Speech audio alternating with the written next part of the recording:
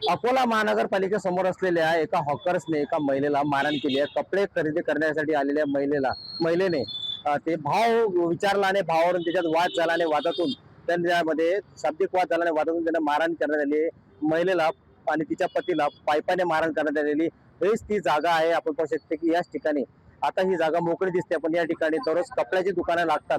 कपडे दुकान मोठ्या या ठिकाणी अतिक्रमण असते। अतिक्रमण जागेत असलेल्या या कपड्या दुकानदाराने महिलेशी वाद घातला आणि तिला जे आहेत त्यांनी पायपाने मारहाण केलेली आहे। आज महानगरपालिकेने च्या अतिक्रमण विभागाने या ठिकाणी कारवाई केलेली आहे। पाहू शकते की या ठिकाणी जे अतिक्रमण आहे ते पूर्ण अतिक्रमण या ठिकाणी काढण्यात आलेलं आहे। पूर्ण जो परिसर जर पाहिला तर आज या ठिकाणी रोड दिसते, पण बाकी वेळेस जर तुम्ही आला तर या ठिकाणी तुम्हाला चालायलाही जागा नसते। या ठिकाणी इतकं मोठ्या प्रमाणात अतिक्रमण केलं जाते। पाहू शकता की ही ती चौपाटी आहे आणि महानगरपालिकेसमोरचाच याच्या समोरचा हा परिसर आहे। पाहू शकता की या ठिकाणी पूर्ण कपड्याची दुकान असतात। या गल्लीमध्ये जी गल्ली आहे या गल्लीमध्ये पूर्ण कपड्याची दुकानं असतात आणि ही चौपाटी आहे। इथे जायलाही जागा नसते, पण या ठिकाणी पाहू शकते की हा जो आता सध्या आपल्याला मोकळा रोड दिसतोय, जर इतर तुम्ही कधी जर आला त्या ठिकाणी तुम्हाला चालायलाही जागा मिळत नाही। याच महानगरपालिकेने या ठिकाणी अतिक्रमण काढलेलं आहे।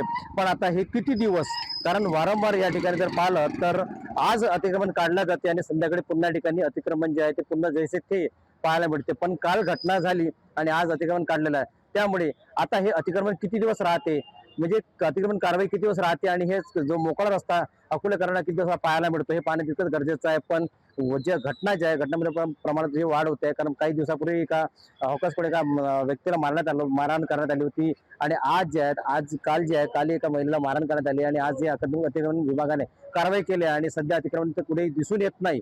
पण हे कितपत राहते आणि किती वेळ राहते हे पाहणे तितकंच गरजेचं आहे। गणेश सोनवणे, मराठी, अकोला।